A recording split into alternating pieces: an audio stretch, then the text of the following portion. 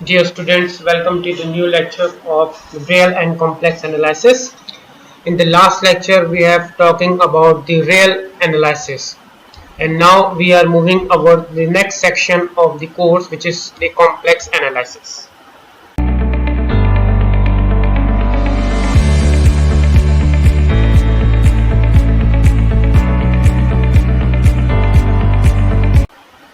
तो अब हमने अच्छी तरह से डिटेल में कॉम्प्लेक्स एनालिसिस के जो मेन टॉपिक्स थे वो हमने कवर कर लिए। लास्ट हमने लिमिट्स और सीक्वेंस, लिमिट पॉइंट और limits of a sequence, monotonic sequence, ये सारी चीज़ हमने डिटेल में, टपोलॉजी, ये सारी चीज़ हमने एनालिसिस की जो मेन आपके थे वो हमने कवर कर लिए थे। कुछ हमने थ्योरम्स मैंने आपको दिए थे वो हमने कर लिए, और आपको पीडीएफ लेक्चर से मैंने सेंड किए थे, सही है। और कुछ मेन जो थ्योरम्स थे वो भी हमने ऑलमोस्ट तकरीबन रियल एनालिसिस हमने कवर कर लिए। हमारा सेक्शन, अब नेक्स्ट सेक्शन जो है, लास्ट सेक्शन वो कॉम्प्लेक्स एनालिसिस।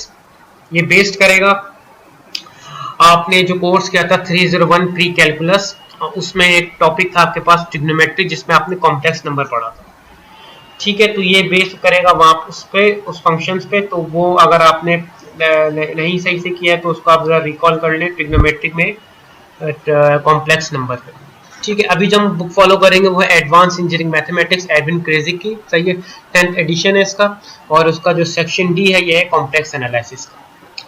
तो ये स्टार्ट करने से पहले हम एक लुक कर लेते हैं कि डिफरेंस क्या है रियल एंड कॉम्प्लेक्स एनालिसिस में, और basically real and complex integration में हम क्या करने वाले हैं इसको हम जरा देख लेते हैं।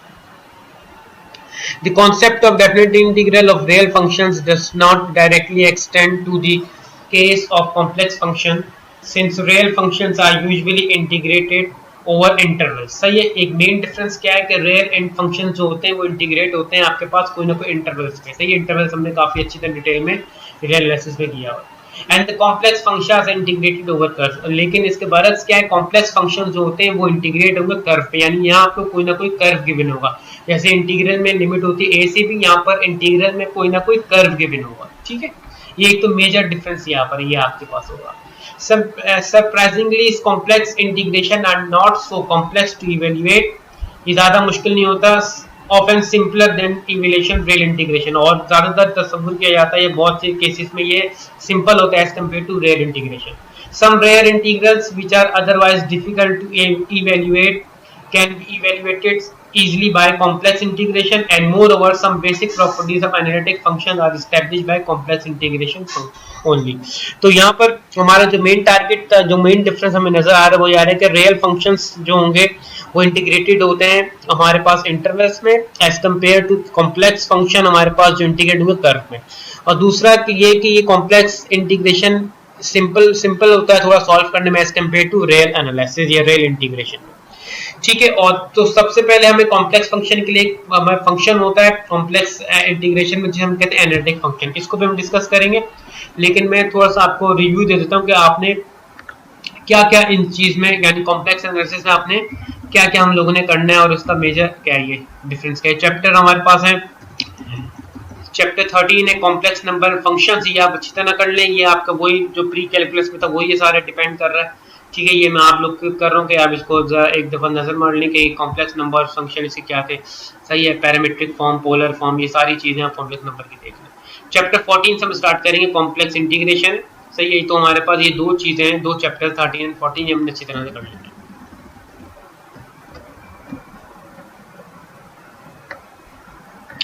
ठीक है। क्या इसको लुक आप देख लेते हैं जल्दी से, इसका थोड़ा सा इंट्रोडक्शन।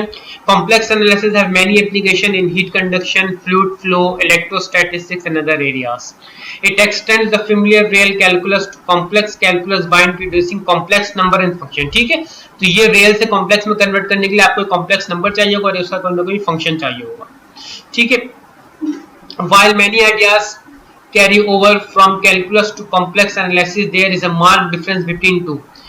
क्या डिफरेंस है? फॉर एग्जांपल एनालिटिक फंक्शन जो मैंने बताया था, which are the good function differentiable in some domain of complex analysis, have derivative of all order. That is in contrast to calculus, where real valued functions of real variables have many derivatives only up to a certain order. तो उसमें मसला ये आता है कि analytical function जो होते हैं वो डिफरेंशिएबल होते हैं, यानी किसी भी खास पर्टिकुलर डोमेन में वो डिफरेंशिएबल फंक्शन होते हैं। सही है। इसके बरक्स या इसके कंट्रास्ट में जो रियल वैल्यू फंक्शन होते हैं उनका कोई ना कोई डेरिवेटिव होता है, किसी खास ऑर्डर तक जाता है, उसके आगे नहीं जाता। सही है। तो एक मेन डिफरेंस ये भी कि एनालिटिक फंक्शन और रियल वैल्यू फंक्शन में डिफरेंशिएबल होना चाहिए।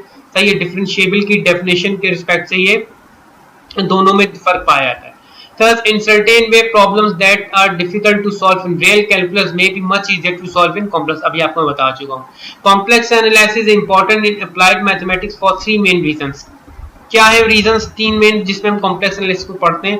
Two dimensional potential problems can be model and solve by method of analytical function. Two dimensional potential यानी टू डायमेंशनल प्रॉब्लम्स जो होती हैं उनको मॉडल करने में, सॉल्व करने के लिए हमें एनालिटिकल फंक्शन की जरूरत पड़ती है। This region is the real and imaginary part of analytical function satisfy Laplace equation in two real. तो जाहिर सी बात है एनालिटिकल फंक्शन हमारे पास एक रियल पार्ट होगा और एक इमेजिनरी यानी आयोटा का पार्ट होगा। सही, इमेजिनरी पार्ट होगा। सही। और लैप्लास इक्वेशन जब हम आगे करेंगे वक्त के साथ साथ यहाँ के सारी चीज आएंगे, उनको टू रियल वैल्यू प्रॉब्लम में सॉल्व करने में हमारे लिए बहुत ही मददगार, बहुत ही हेल्पफुल होता है ये टू डायमेंशनल प्रॉब्लम्स में। Many difficult integral, real and complex that appear in application can be solved quite elegantly by complex integration. ज्यादातर जो होता है वो complex integration से हम इसको elegantly solve कर सकते हैं बहुत सी difficult integrals को। Most functions in engineering mathematics are analytical functions and their study as function of complex variable lead to a deeper understanding of their properties to interrelation in complex that have no analog in real calculus। तो mostly जो engineering mathematics होते हैं उसमें complex number जो होता है उसमें खास अहमियत का हामिल है वो एनालिटिकल फंक्शन, जिसके प्रॉपर्टीज को हम यूज कर सकते हैं और जिसकी मदद से हम कुछ ऐसे इंटीग्रल सॉल्व कर सकते हैं जो हमें रियल कैलकुलस या में बहुत मुश्किल से सॉल्व हो रहे होते हैं, तो हम इसको in terms of complex number solve कर सकते हैं, कॉम्प्लेक्स इंटीग्रेशन। ठीक है। तो ये कुछ इंट्रोडक्शन है आपके पास कि कॉम्प्लेक्स एनालिसिस हमने क्या काम करना है। सही है। चैप्टर 13 मैं आपको दिखा देता हूँ कि आपने क्या क्या करना है। ये आप देख लीजिएगा, इसका इंट्रोडक्शन है। सही है। ये कॉम्प्लेक्स नंबर ये आपको पता है जेड से शो करते थे आप। सही है। ये इमेजिनरी पार्ट होता है, आर ये रियल पार्ट होता है, आई ये इमेजिनरी पार्ट होता है। सही है। ये इसकी कार्टेशियन फॉर्म है, z is equal to x plus i होता हुआ है। ठीक है। ये आप देख लीजिएगा जेड इमेजिनरी पार्ट, ये हमारा बस आपने इसको सब रीड करना है, इससे गो थ्रू होना है।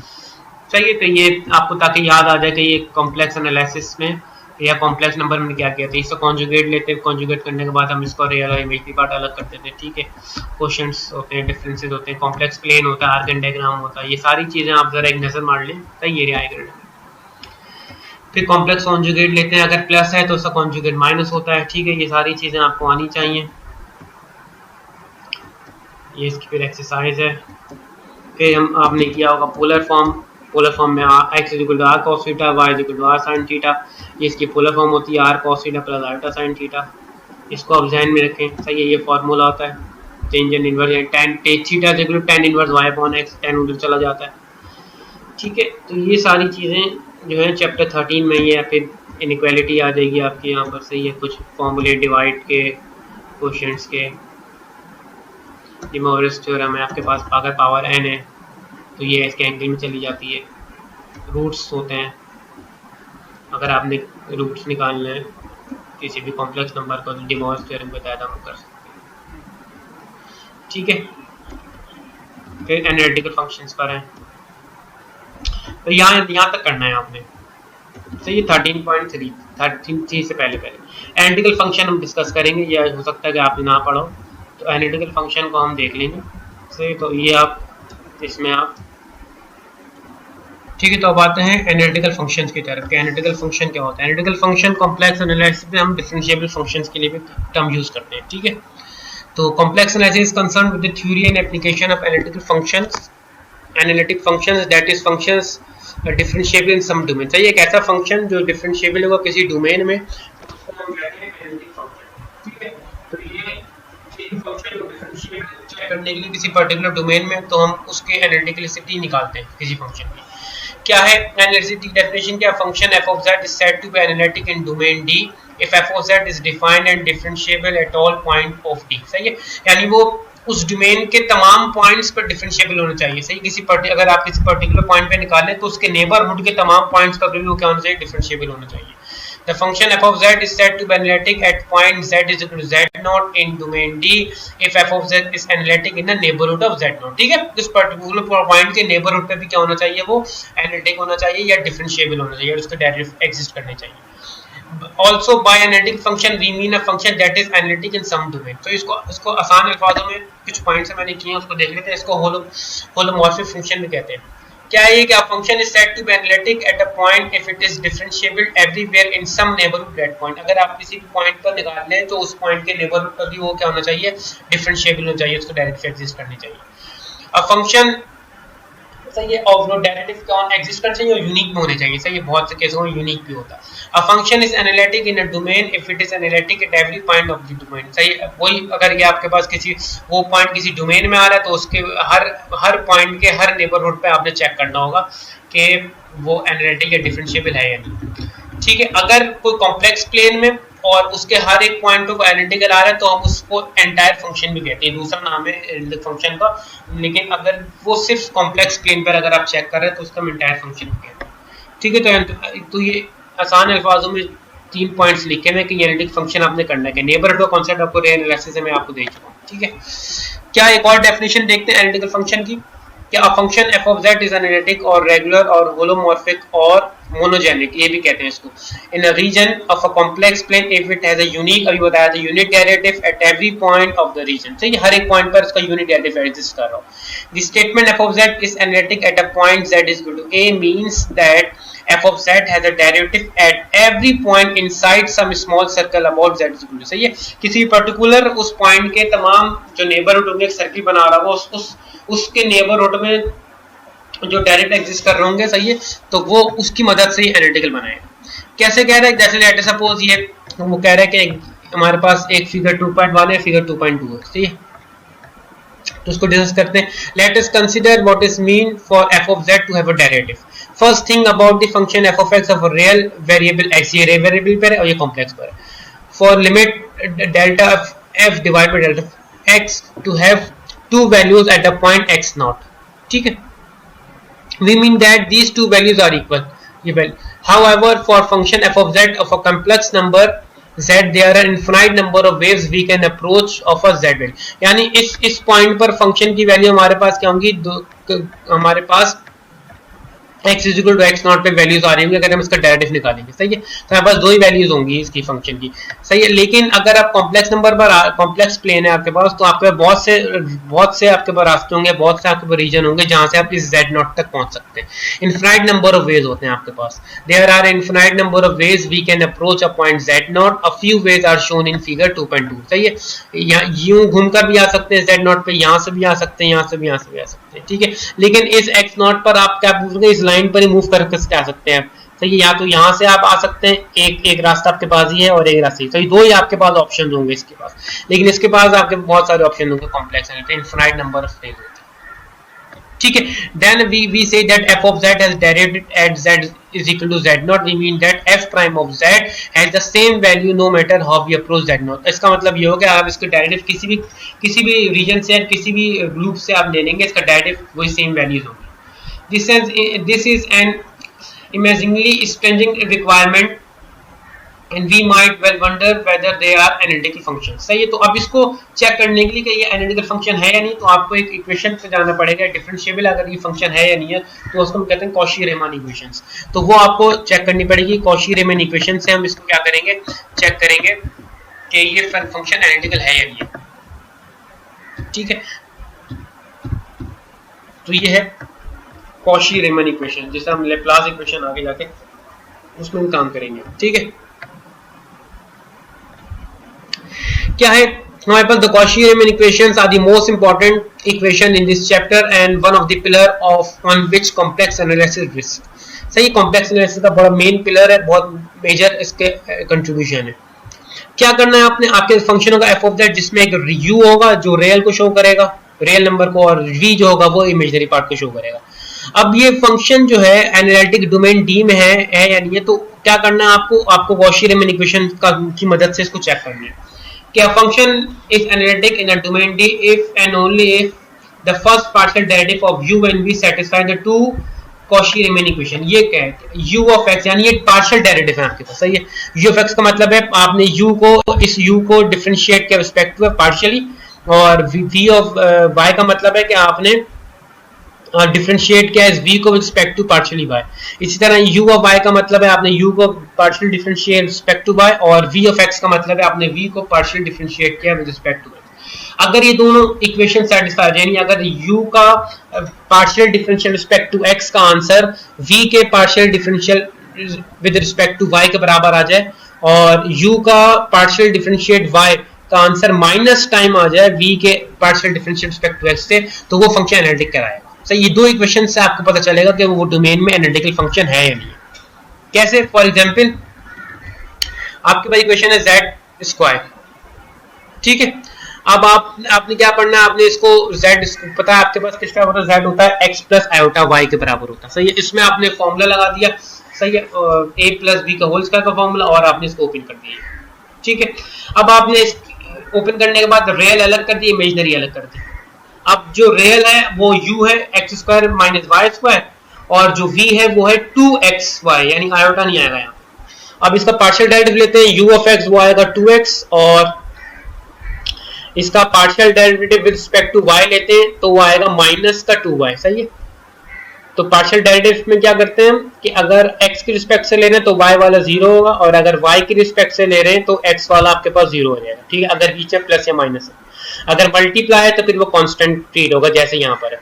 अब ये v है 2xy, अब इस v को आप रिस्पेक्ट टू x लेंगे तो ये 2x कांस्टेंट होगा, 2y कांस्टेंट होगा, और x का डेरिवेटिव 1 आ जाएगा, तो 2y आएगा अगर v ऑफ x लेंगे आप, ठीक है, v ऑफ x लेंगे अगर आप, ठीक है, तो क्या आएगा 2 ऑफ y आएगा। और अगर आप इसको विद रिस्पेक्ट टू y लेंगे तो 2x आएगा। अब यहाँ सब्स्टिट्यूट करते हैं, u ऑफ x का आंसर आपका क्या आया था, 2x आया था, जो बराबर है किसके, v ऑफ y के। v ऑफ y का आंसर क्या आ रहा है, इसका 2y आ रहा है, सॉरी 2x आ रहा है, ठीक है। इसी तरह u ऑफ y, इसका u ऑफ y क्या आ रहा है, माइनस 2 ऑफ y आ रहा है, सही है, which is equal to minus of v of x, सही है। दोनों की, ये दोनों इक्वेशंस की वैल्यूज आपके पास क्या होनी चाहिए, प्रूफ होनी चाहिए, तो आप कह सकते हैं कि f ऑफ z स्क्वायर जो है वो क्या है, एनालिटिकल फंक्शन है, ठीक है। तो क्या है इसका समरी, क्या है या थ्योरम क्या है इसका, let f of z is equal to u of x comma y plus I of v of x comma y be a defined and continuous some neighborhood of a point z is equal to x plus iota y and differentiable at z itself. Then at that point the first order partial derivative of u and v exist करेंगे and satisfy the Cauchy-Riemann equation. Hence f of z is analytic in the domain D. Those partial derivatives exist and satisfy 1 at all domain D. सही, ये दो equations आपने satisfy कर दी। तो इसको जरा आप देखें, फिर इसके एग्जांपल में और नेक्स्ट लेक्चर में और दूंगा आपको। अभी बस ये क्या है, आपने कॉम्प्लेक्स नंबर एनालाइज डिफरेंस देखना है, रियल एंड कॉम्प्लेक्स एनालिसिस जो हमने यहाँ डिफरेंस किया था, इंटीग्रेशन क्या डिफरेंस है, एनालिटिकल फंक्शंस क्या होते हैं, ये आप देख लें, सही है। ये इसको मैं आपको दे दूंगा, इसका पीडीएफ ये भी, सही है। डेफिनेशन एक ये है और एक रेजिक की है चैप्टर 13 में, ये आपने चेक करना है, सही है, थोड़ा सा रिकॉल कर लें। तो एनालिटिकल फंक्शन यहीं तक रखते हैं, फिर नेक्स्ट में इसकी मजीद एग्जाम्पल के साथ आएंगे, तब तक के लिए अल्लाह हाफिज़।